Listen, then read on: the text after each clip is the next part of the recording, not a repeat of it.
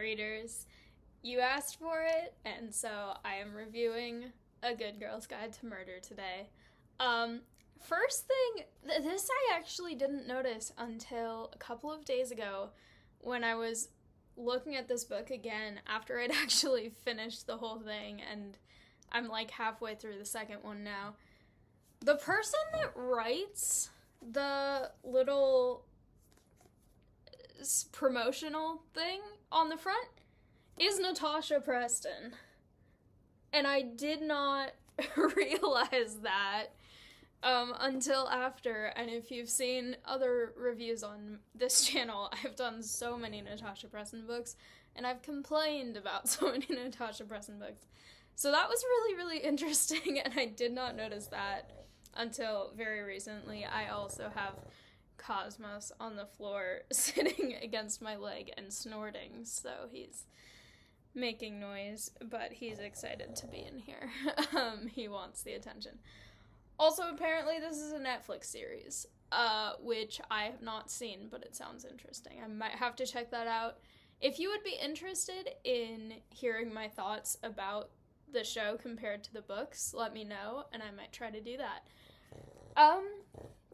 Yeah, so I reviewed a couple of reviews ago, Killjoy, which is the prequel novella to the series, but this is the one that was published first.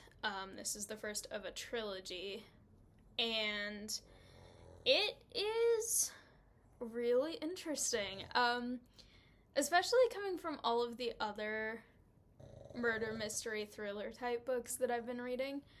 This book, when it was recommended to me, I had no idea what I was getting into, and it wasn't really what I was expecting. Because rather than dealing with an active murder situation going on, it's more about retroactively solving a murder that everyone thought was solved, but this protagonist doesn't think that that's the actual answer to how it happened. And she's right. It is not how it happened at all. But honestly, based on the title, before I knew anything about this book, I thought it was like a guide for how good girls could murder, which is not what it is at all. So my conception of what this was is very different than what it actually is. It is very good, though. It's basically about the protagonist trying to solve what actually happened in a murder that happened 5 years before the start of the book. It's her senior project in high school, and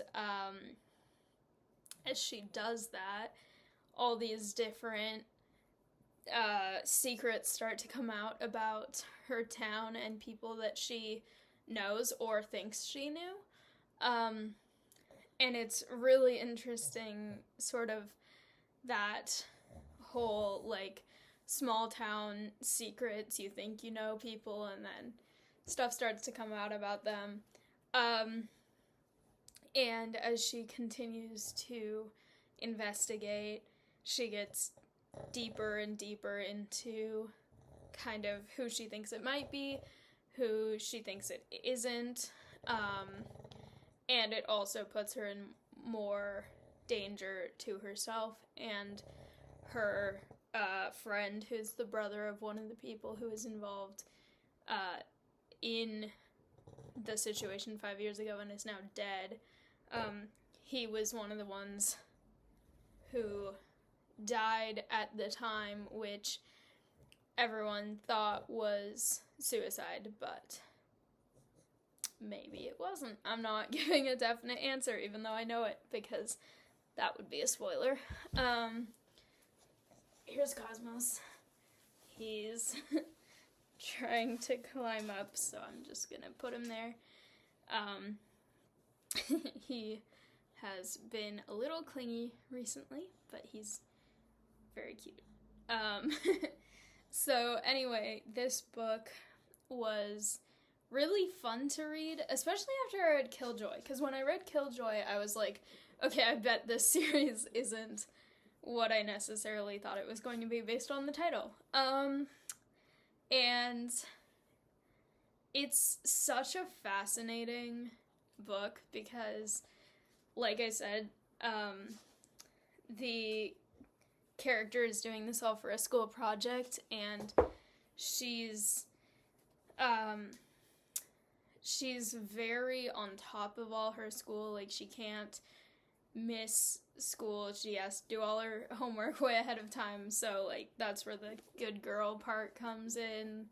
But as she continues, this project sort of starts to consume her life to a bit of an unhealthy level, and it puts herself at risk, it puts some other people at risk.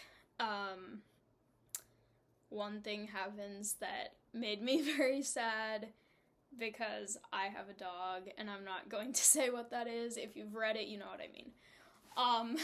But Cosmos will never have that happen to him. But it's very interesting, too, because at first she's like, okay, well, I have a prime suspect, and then she finds out more stuff, and she's like, maybe not. Maybe it's this other... What if it's more than one person? What if it was, like, all these different things? And so she starts trying to piece this together. She makes one of those whole boards with the red string. You can see it on the cover, all the red string connecting stuff. And she tries to figure out the timelines. She goes through photographic evidence from, like, social media posts. She tries to figure out the route that people took in different situations and where they went. And it's interesting because originally law enforcement was like, well, obviously, it's a closed case, like, we know exactly what happened, but she kind of reopens it, and by the end of the book, a lot of people are getting charged with various things because of what she's found out. Some of them in connection to the actual murder case, and some of them not about that, but it's such a fascinating book, and it's one that's really hard to put down, too. Like, at first I was like, if it's gonna be about a school project, like, it's probably interesting, but I don't really know whether it's gonna be one that's addictively interesting, where it's, like, glued to your hand. No, it was glued to my hand for a long time. I lost track of time and spent, like, 2 hours reading it on a school night where I was up until, like, 4, and then I realized what time it was, and I'm like, I have to stop, but then I still couldn't fall asleep for a while, because I was like, I want to keep reading it. But yeah, it's really good. It's also cool because part of it is written as, like, transcript of interviews with people. Part of it is, like, the persons of interest list, which I'm going to hold back here, so if you haven't read it, you can't read the actual names, because those would be spoilers. Part of it is, like, normal dialogue between characters. Part of it is, like, her notes, more typed out like a document. But yeah, it's really interesting, and I love books where they have this kind of multiple different styles. Like, there is the dialogue and the character-to-character interaction. There is, like, the notes she's making for herself. Hi.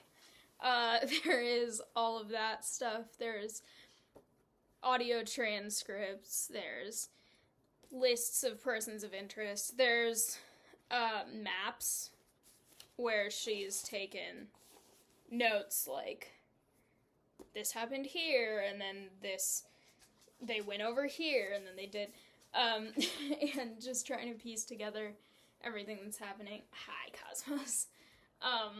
And so, it's just such an interesting book compared to ones where they're running from active murderers, and she is like getting deeper and deeper into it and starts to receive threats. And like I said, she does get into a situation where she and others around her are at risk.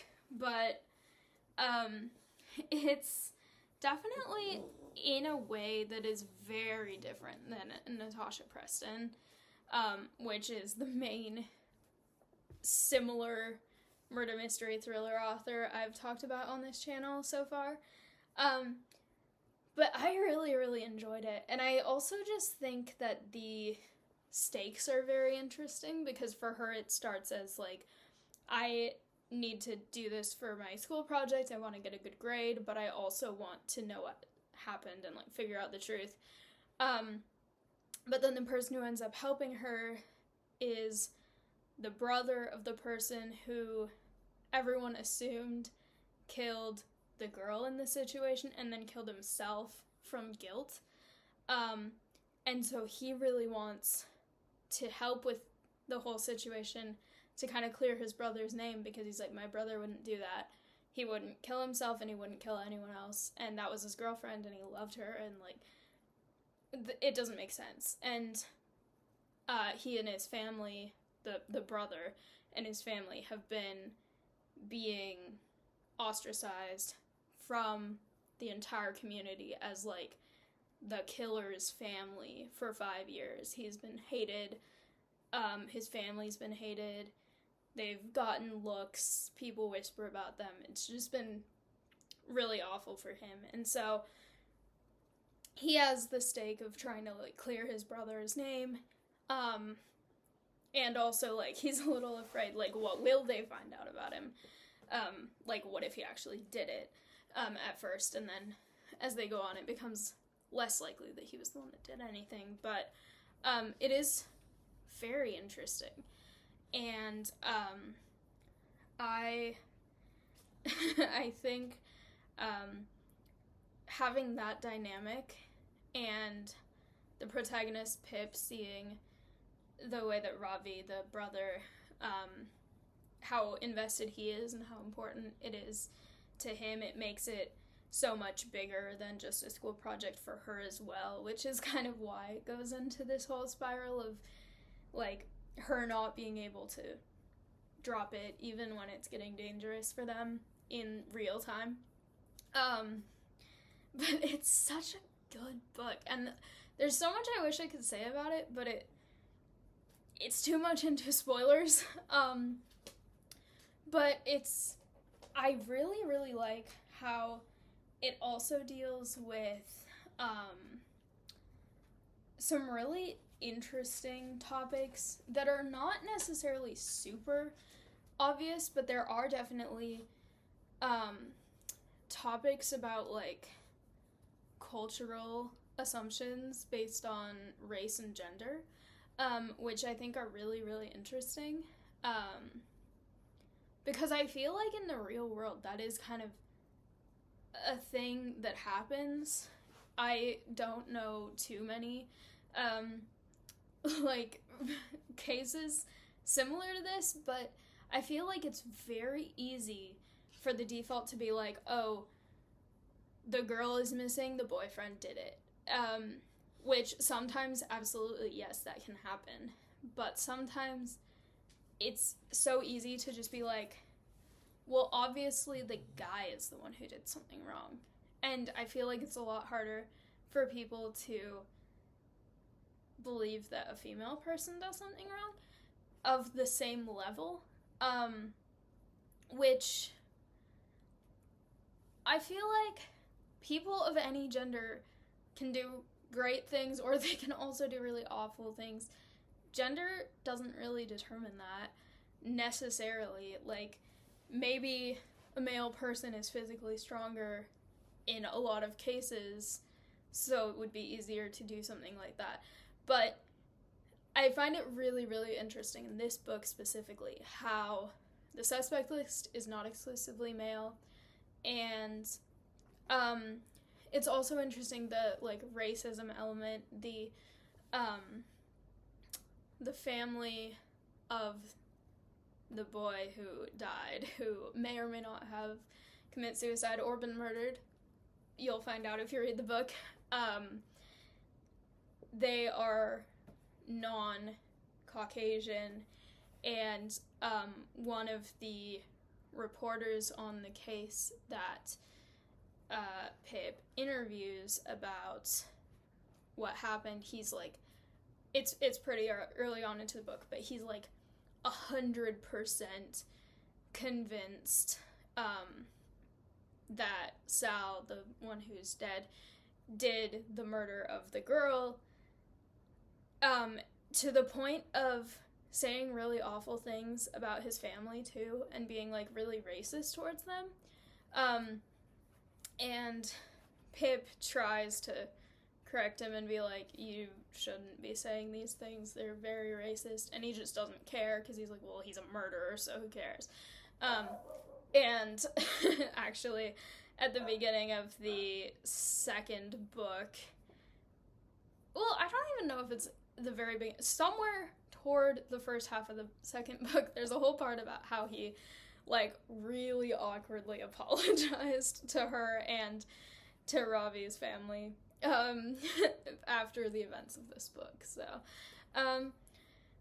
but I think it's really interesting how, even though that's kind of not the major theme of the book, it is interesting to be like, what if Andy, the girl, did stuff that isn't bad? Like, she's seen as this tragic victim to everyone in town, but, like, she's got secrets, and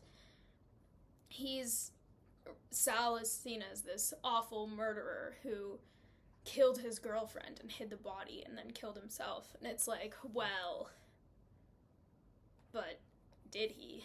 And I think it's such an interesting setting for it to be trying to solve something that happened 5 years ago, because there are things where it's like having to go dig through years worth of social media posts to try and find a picture or something like that, or trying to like track down people who have graduated and moved away from the town. And there's something so interesting about that compared to if this was something that had happened like a month before. Also because people have had 5 years of believing that the story that the police said about what happened is just like 100% that's what happened. And so when she's like, but is it though? People are like, well, yeah. I mean, we've known it for 5 years. And so as she starts to kind of uncover it, people are kind of like, what? Like, that's, I don't know. Is that? Like, it's a very, very interesting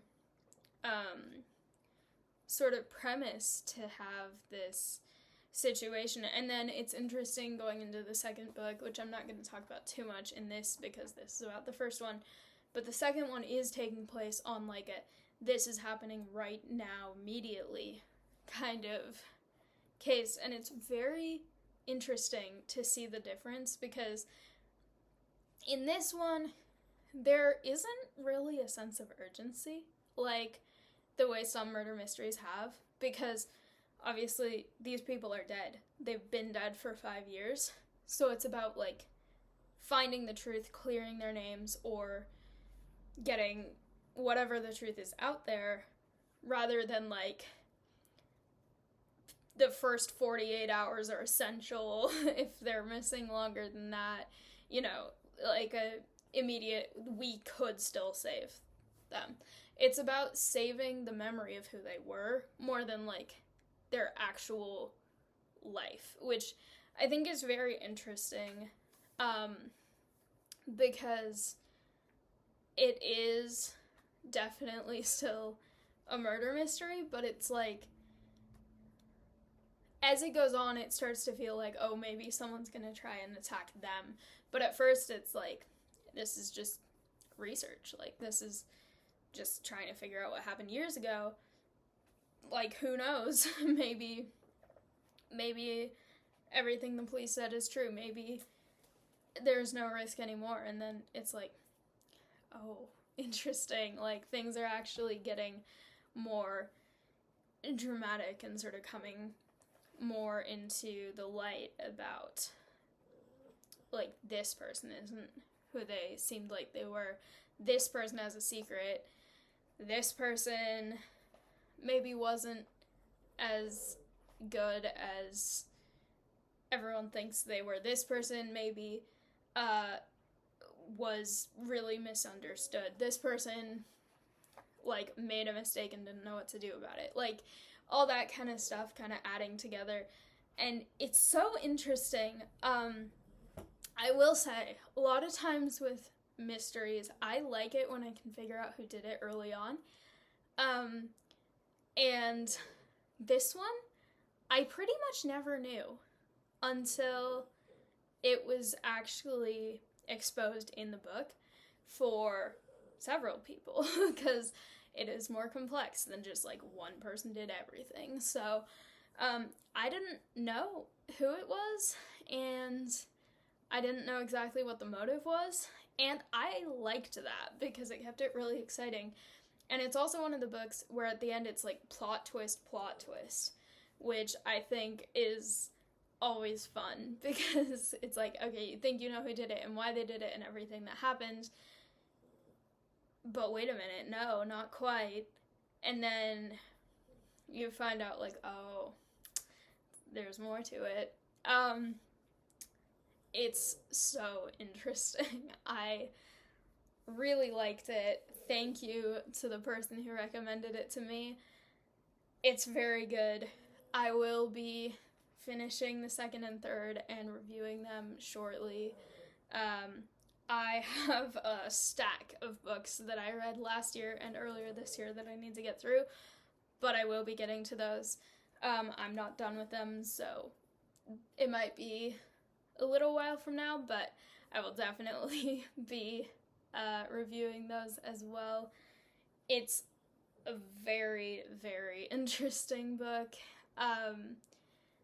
It's also, I think, a good book if you're not into, like, really intense murder mystery, if you're kind of new to that genre, or if you don't really want the protagonist to be running from a killer constantly. Like, there's a little bit of suspense of that in this, but for the most part it's like more of a detective-y type book than like a full-on thriller. It is still a thriller, but it's a little hard to explain without giving too many spoilers, but it's very good. I think that the level of complexity to the whole story is really good too, because it's like there are so many different sides and people could have a valid motive for what they did. Even if they did something awful, it's like, well, I can understand kind of where this person is coming from with what they did. Or there are other people where it's like, you just kind of suck as a person. You're awful. And so it's so good. The level of depth of the characters, the level of complexity of the plot itself, and the timing of all the plot twists and how it kind of unravels. It's really, really, really good. And I also think it's really interesting how this kind of leads into the second book, because this book, the title is A Good Girl's Guide to Murder, which is never said in this book, but very early on into the second, it is. They use this phrase. Not saying exactly for what, because that would be a spoiler, but this phrase is brought up a lot in the second book, so I think it's kind of cool how it leads into that. And like I said with Killjoy, it's interesting because this book, a lot of the characters who are the main people in Killjoy are kind of more side characters in the first book. A couple of them become more major during the second book of the trilogy. If A Good Girl's Guide to Murder is book 1 and the other's the prequel, whatever numbers they are. So it's kind of fun to have it kind of skip over where the main characters from the first one are around, but not super important. I mean, they're important, but they're not, like, playing a super big role in the plot. But then in the second one, they're playing a much bigger plot, at least some of them. So it's pretty fun. And I also just really enjoy the whole... A lot of times in books about murder mystery stuff, characters can be really dumb and make really stupid decisions. And I like that the protagonist in this is very smart, but also sometimes she makes a little bit dumb decisions. In, like, a brave but also dumb way. So, it's kind of fun to see that, and to see kind of how at the very start she's like, I'm gonna be so careful, I'm gonna be so proper about everything, I'm gonna go about everything completely the right way. And as it goes in and she's like, I need to figure this out no matter what, like, this isn't just a school assignment, this is now, like, clearing people, this is important, like, what if someone's still out here, kind of thing. She does start to be a little bit more like, I'm gonna break into someone's space. I'm gonna do some stuff that isn't necessarily what she would have done if it was at the start. And I think that the growth of that sort of arc is very, very interesting and very well written. So overall, I 100% recommend this book, and I really appreciate it for being recommended to me because it's a book that I may not have gone out of my way to read otherwise. So I love getting recommendations from people, and thank you so much for that, and hopefully people will see this review and be interested in reading it. If you do, please let me know what you thought, or if you've read it, let me know what you thought. Ideally without giving too many spoilers in the comments for people who have not read it yet. But I'm going to leave this here. Thank you so much for watching. I hope you enjoyed it, and keep reading. Bye!